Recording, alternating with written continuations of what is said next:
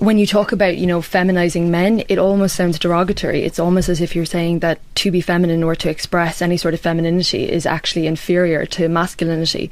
And I think that is a huge problem, even within the language that we use. When you say, don't be such a girl, don't be such a pussy, the greatest insults that men can give each other tend to have feminine origins, like, as I said, pussy or faggot, or anything like that. And I think, again, that speaks to a very systematic inequality between the genders.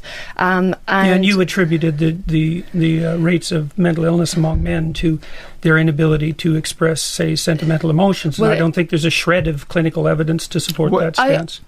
Sorry. No.